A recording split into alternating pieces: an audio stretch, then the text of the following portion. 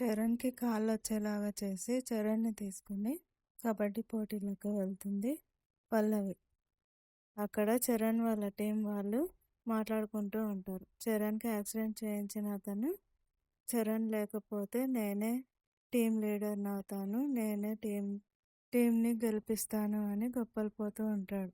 అప్పుడే వాళ్ళ opposite team వాళ్ళు రౌడీల్లాగా నడుచుకుంటూ వస్తూ ఉంటారు. వీళ్ళని గుద్దేసి రౌడీల్లాగా బిహేవ్ చేస్తూ ఉంటారు. చరణ్ వాళ్ళ టీం వాళ్ళు ఎందుకు అలా గుద్దేస్తున్నావు, చూసుకుని వెళ్ళేది లేదా అని మాట్లాడుతూ ఉంటే వీళ్ళు గొడవ పడటానికి ట్రై చేస్తూ ఉంటారు. అప్పుడే చరణ్కి యాక్సిడెంట్ చేసిన అతను ఉన్నాడు కదా, అతని మీద ఆపోజిట్ టీం అతను కొట్టడానికి ట్రై చేస్తాడు. దాంతో అప్పుడే చరణ్ అడ్డుపడి తనని అడ్డుకుంటాడు. ఆ తర్వాత వాళ్ళ ఆపోజిట్ టీం వాళ్ళతో వాళ్ళ టీం వాళ్ళ గురించి మాట్లాడుతూ ఉంటాడు. వీళ్ళంతా నా ఫ్రెండ్స్, నా టీం జోలికి వస్తే నేను ఊరికే ఉండను. గొడవ పడదామంటే గొడవ పడదాం, ఇక్కడికి వచ్చింది కబడ్డీ ఆడటానికి అని అంటూ ఉంటాడు. అయితే ఆటలోనే తేల్చుకుందామంటూ ఒకరితో ఒకరు అనుకుని అక్కడి నుంచి వెళ్తారు.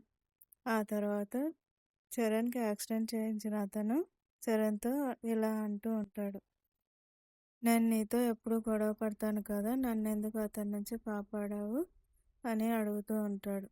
మనలో మనం ఎన్ని గొడవలైనా పడవచ్చు, మనం ఇప్పుడు ఒకటే టీము, మనమందరం కలిసి ఉంటేనే మనం గేమ్లో గెలవగలము అని అంటూ ఉంటాడు. దాంతో అతను సంతోషంగా ఫీల్ అవుతాడు. అలాగే పల్లవి కూడా చరణ్ గురించి గొప్పగా చెప్తూ ఉంటుంది. తను ఎప్పుడు ఒకరిని శత్రువులాగా చూడడు అని, మిమ్మల్ని ఎప్పుడు ఫ్రెండ్స్ లాగే అనుకున్నాడని అంటూ ఉంటుంది. ఆ తర్వాత గేమ్లోకి వెళ్తారు.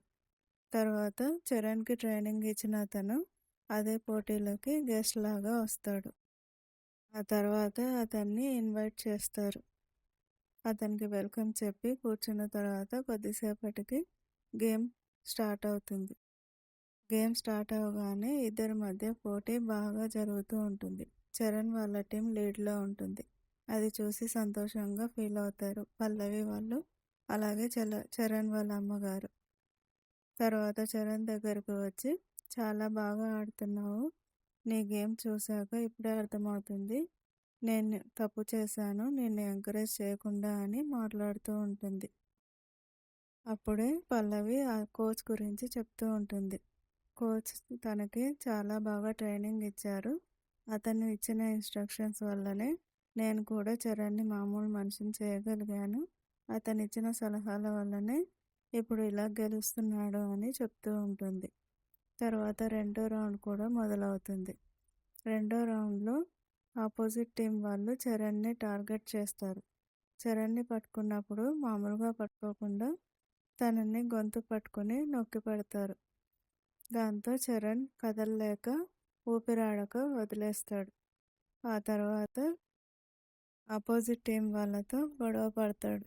ఏంటి, ఏం జరిగిందని అడిగితే వీళ్ళు మామూలుగా ఆడట్లేదు, గొంతు నులుముతున్నారు, చంపాలని చూస్తున్నారు అంటూ ఉంటాడు. ఆపోజిట్ టీం వాళ్ళు చరణ్ కావాలని ఇలా చేస్తున్నాడని, వాళ్ళు ఓడిపోతున్నారని, ఇలా నిందలు వేస్తున్నారని చెప్తే చరణ్ మాటలు ఎవరు నమ్మరు. అవతల వాళ్ళ మాటలే నమ్ముతారు. దాంతో హాఫ్ టైం అయిపోయే వరకు చరణ్ని ఆటలో రానివ్వద్దు అని చరణ్ని పక్కకు పెడతారు. తర్వాత మిగతా వాళ్ళు ఆడతారు. ఆపోజిట్ టీం వాళ్ళే లీడ్లోకి వస్తారు. చరణ్ టీం వాళ్ళు తక్కువ స్కోర్ చేసి ఉంటారు, అందరూ అవుట్ అవుతూ ఉంటారు. ఆ తర్వాత మూడో రౌండ్ వస్తుంది. ఆపోజిట్ టీం వాళ్ళే ఎక్కువ స్కోర్తో ఉంటారు, చరణ్ టీం వాళ్ళు తక్కువ స్కోర్ ఉంటారు. చరణ్ కూడా ఆటలోకి వస్తాడు. చరణ్ కూతకు వెళ్ళినప్పుడు ఆపోజిట్ టీం వాళ్ళు అతనిపై దాడి చేస్తారు. ఎవరికి కనిపించకుండా అందరూ గుమిగూడి చరణ్ మీద అటాక్ చేస్తారు. దాంతో చరణ్ ముందుకు వెళ్ళి రక్తం కక్కుకుంటాడు, స్పృహ తప్పి పడిపోతాడు. ఆ తర్వాత చరణ్ అంటూ పల్లవి వాళ్ళంతా వచ్చి చరణ్ని లేపుతూ ఉంటారు. తన ఇంతకీ స్పృహలోకి రాడు. దాంతో ఈరోజు ఎపిసోడ్ అయిపోతుంది. కట్ చేస్తే నెక్స్ట్ ఎపిసోడ్లో ఏం జరగబోతుందో చూపిస్తారు. చరణ్ గేమ్ ఆడి గెలిచినట్టుగా చూపిస్తూ ఉంటారు. అందుకు కారణం పల్లవినేనని పల్లవిని మెచ్చుకుంటూ ఉంటే చరణ్ వాళ్ళ అమ్మ ఎందుకు అలా మెచ్చుకుంటున్నావని అంటూ ఉంటుంది. పల్లవినే కారణం, తనిచ్చిన మోటివేషనే కారణం అని చరణ్ చెప్తూ ఉంటాడు. కట్ చేస్తే నెక్స్ట్ సీన్లో పల్లవి పరిగెత్తుకుంటూ వచ్చి చరణ్ని కౌగిలించుకుంటుంది. ఏం జరిగిందో తెలియదు. చరణ్ అలాగే షాక్లో నిలబడి ఉంటాడు. పల్లవి చరణ్ని ఎందుకలా కౌగిలించుకుంది? ఏం చేశాడు? తన మీద ప్రేమను డైరెక్ట్గా ఎలా చూపిస్తుంది? చరణ్ తిడతాడని తెలుసు కూడా ఎందుకు అలా చేసింది? పల్లవి అలా చేసినందుకు చరణ్ ఏం చేస్తాడు? తన మీద కోప్పడతాడా?